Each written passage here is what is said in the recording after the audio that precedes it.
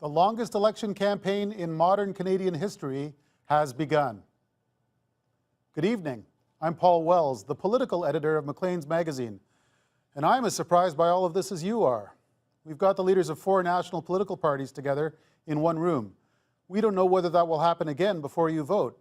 I don't think they know, but while they're here, let's make them work.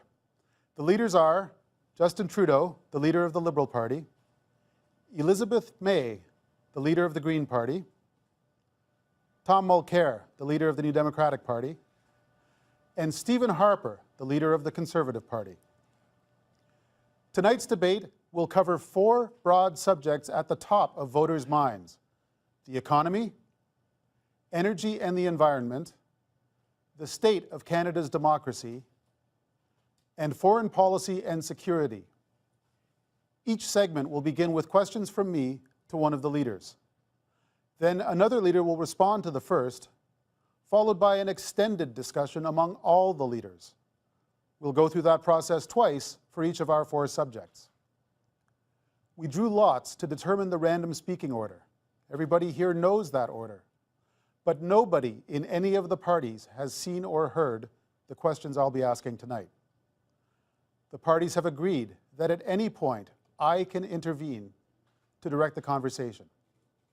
The participants tonight are Donald Trump and Hillary Clinton. This debate is sponsored by the Commission on Presidential Debates, a nonpartisan, nonprofit organization. The commission drafted tonight's format, and the rules have been agreed to by the campaigns.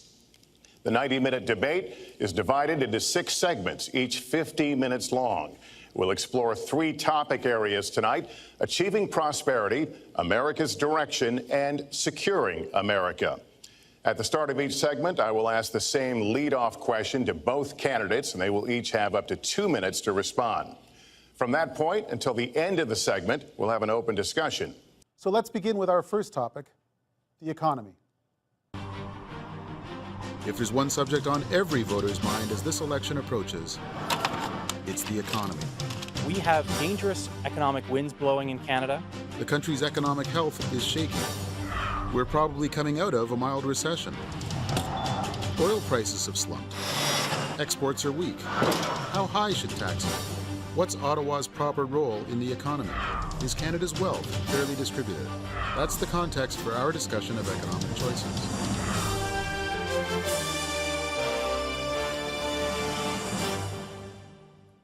And as the luck of the draw would have it, the first question goes to the Liberal leader, Justin Trudeau.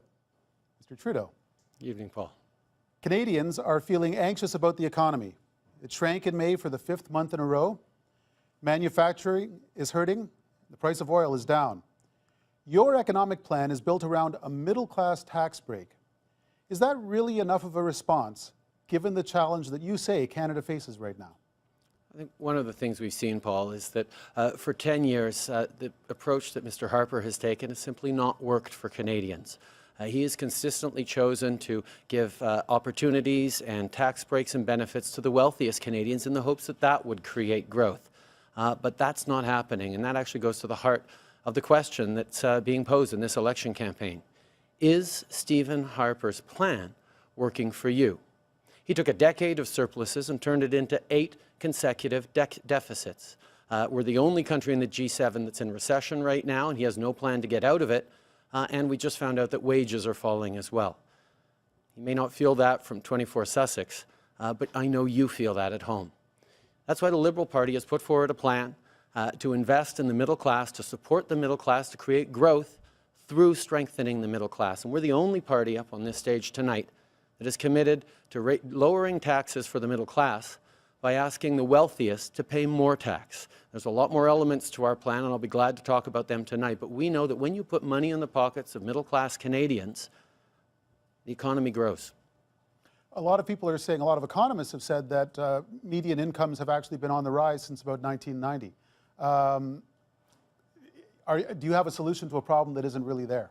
Not at all. I think if you spend any time crossing the country, as I have, talking to people who are worried about saving for their own retirement, who are worried about having to make choices between their own opportunities and actually paying for their kids' education, people are worried that perhaps for the first time We have a generation of young people who aren't going to do better than the previous generation did. We need solutions for that, and it's not to continue to give benefits to the wealthiest. It's to actually bring a fresh approach, a new plan, and a great team to actually change the course, because the only risk right now would be sticking with what has been a failed plan for 10 years. We're calling this opening segment Achieving Prosperity, and central to that is jobs. There are two economic realities in America today. There's been a record 6 straight years of job growth, and new census numbers show incomes have increased at a record rate after years of stagnation. However, income inequality remains significant, and nearly half of Americans are living paycheck to paycheck. Beginning with you, Secretary Clinton, why are you a better choice than your opponent to create the kinds of jobs that will put more money into the pockets of American workers? Well, thank you, Lester, and thanks to Hofstra for hosting us. The central question in this election is really what kind of country we want to be and what kind of future we'll build together. Today is my granddaughter's 2nd birthday, so I think about this a lot. First, we have to build an economy that works for everyone, not just those at the top. That means we need new jobs, good jobs, with rising incomes. I want us to invest in you. I want us to invest in your future. That means jobs in infrastructure, in advanced manufacturing, in innovation and technology, clean renewable energy, and small business, because most of the new jobs will come from small business. We also have to make the economy fairer. That starts with raising the national minimum wage and also guarantee, finally, equal pay for women's work. I also want to see more companies do profit sharing. If you help create the profits, you should be able to share in them, not just the executives at the top. And I want us to do more to support people who are struggling to balance family and work. I've heard from so many of you about the difficult choices you face and the stresses that you're under. So let's have paid family leave, earned sick days. Let's be sure we have affordable child care and debt-free college. How are we going to do it? We're going to do it by having the wealthy pay their fair share and close the corporate loopholes. Finally, we tonight are on the stage together, Donald Trump and I. Donald, it's good to be with you. We're going to have a debate where we are talking about the important issues facing our country. You have to judge us. Who can shoulder the immense, awesome responsibilities of the presidency? Who can put into action the plans that will make your life better? I hope that I will be able to earn your vote on November 8th. To respond is Stephen Harper. Well, Paul, let me just correct a few facts. The context is this. Over the past 10 years, in a period of unprecedented economic instability, we have seen since the great global financial crisis, Canada has the strongest economic growth, the strongest job creation record, and the strongest income growth for the middle class among any of the major developed economies. What we face right now, let's be very clear on what the Bank of Canada said. Over 80% of our economy is growing. In fact, our exports, non-energy exports, are up 10% this year.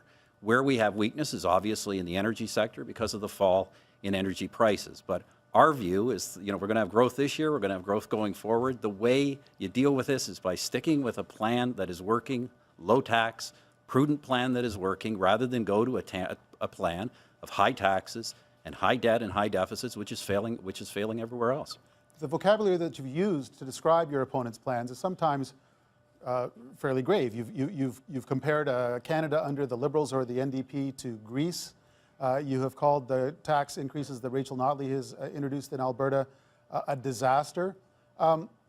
Do a few changes in tax rates at the margin actually have that kind of catastrophic effect? Well, actually, I think, Paul, we need to be clear on what is being proposed. The other parties are proposing, literally, tens of billions of dollars of additional spending, permanent spending, to be financed by permanently higher tax rates and permanent deficits. That's not true, Mr. And Harper. the fact is, Paul, we know where that leads. You look around the world, countries that are in that position have not recovered from the recession and are stagnating. This country has had the best performance of major developed economies, and we have some of the best prospects going forward, and that's why we should stay on. Thank you, Mr. Trump. The same question to you. It's about putting more money into the pockets of American workers. You have up to 2 minutes. Thank you, Lester. Our jobs are fleeing the country. They're going to Mexico. They're going to many other countries. You look at what China is doing to our country in terms of making our product. They're devaluing their currency, and there's nobody in our government to fight them. And we have a very good fight, and we have a winning fight, because they're using our country as a piggy bank to rebuild China. And many other countries are doing the same thing. So we're losing our good jobs, so many of them.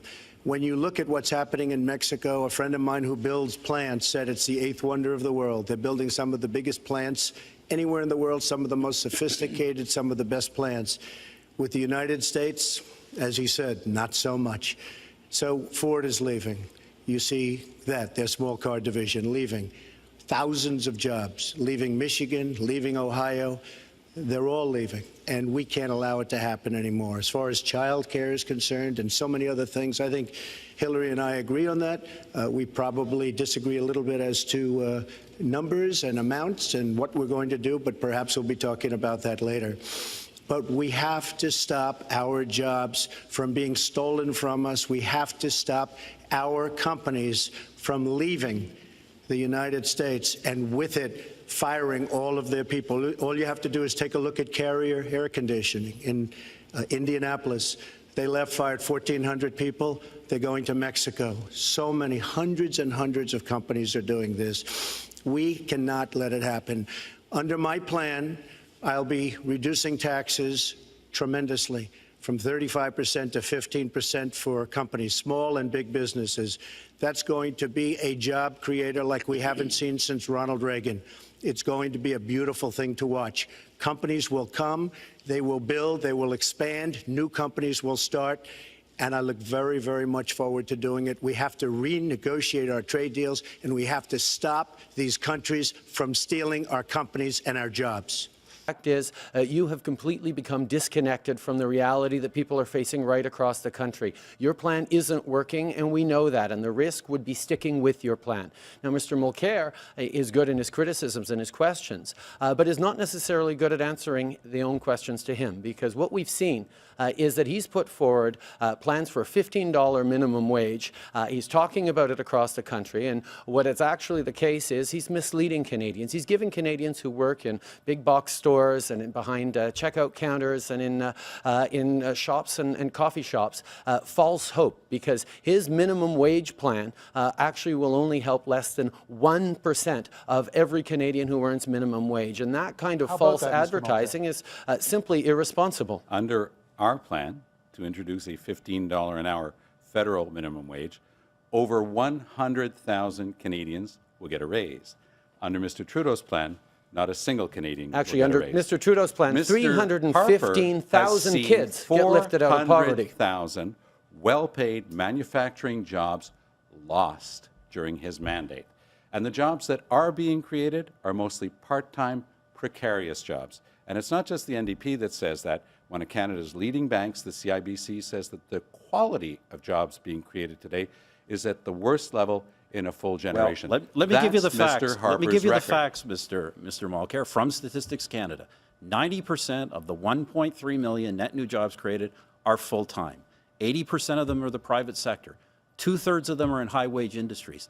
That's why incomes have been growing in this country when they have not been growing in other countries. And I'll tell you what won't grow our economy. Kinds of plans these guys are presenting. Building on the progress we've made over the last 8 years, but never going back to what got us in trouble in the first place. Mr. Trump. She talks about solar panels. We invested in a solar company, our country. That was a disaster. They lost plenty of money on that one.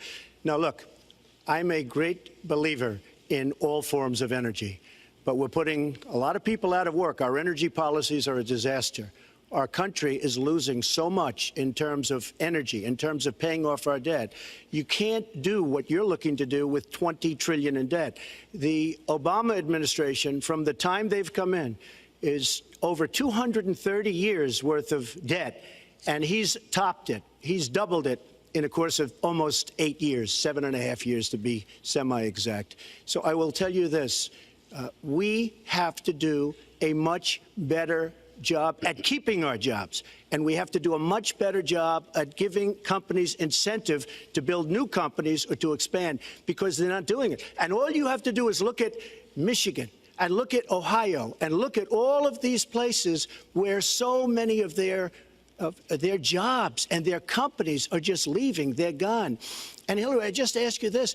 You've been doing this for 30 years. Why are you just thinking about these solutions right now? For 30 years you've been doing it, and now you're just starting to think of solutions. Well, actually, I will bring back jobs.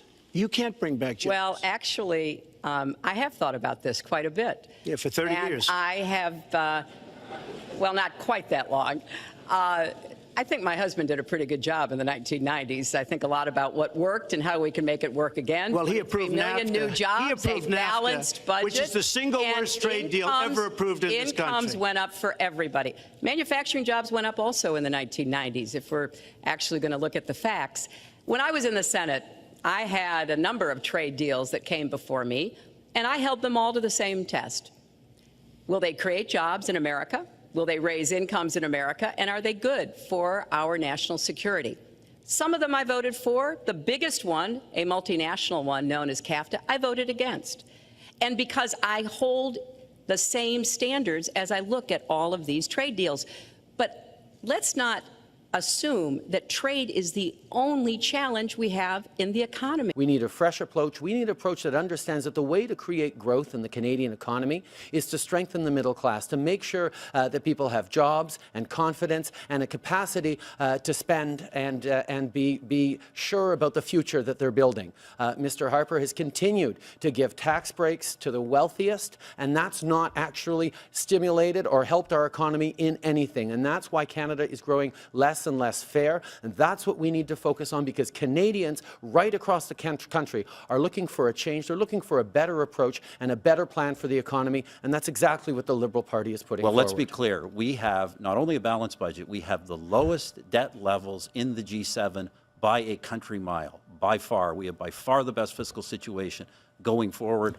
All analysts That's concede because that of the we are creating decade of jobs, surpluses and we are, and that you middle turned class into incomes, deficits. unlike in almost every other developed country, they are rising, and they are rising in significant part because of the tax breaks we've given to middle and low income Canadians that the opposition parties have consistently voted against and that they want to reverse. Here's a fact, Paul, that Canadians know, that back in 2008, Mr. Harper was misleading.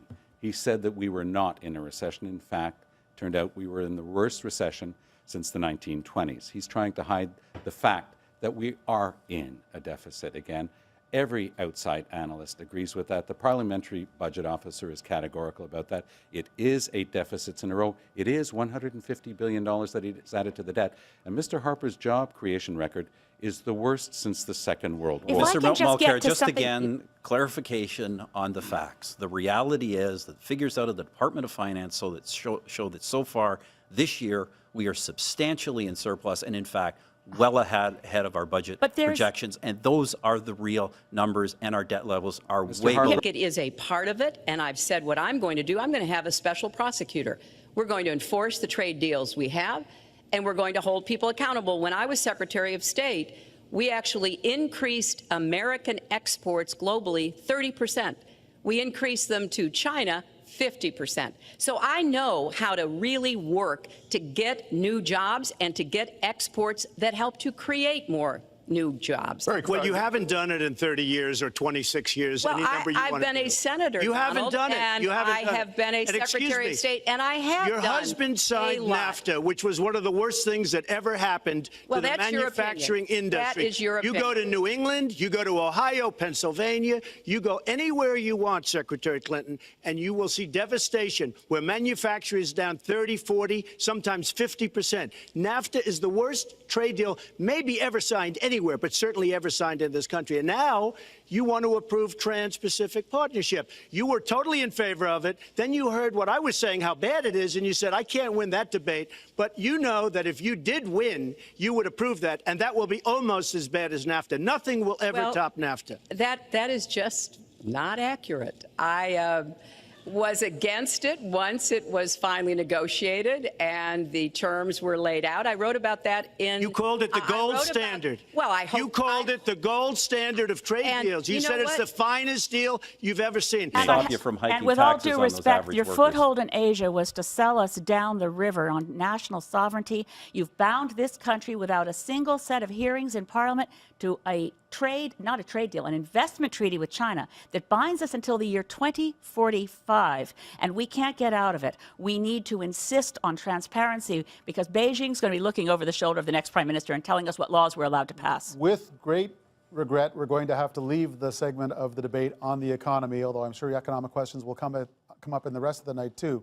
This concludes our first round on the economy. We'll continue after this break. Please stay with us.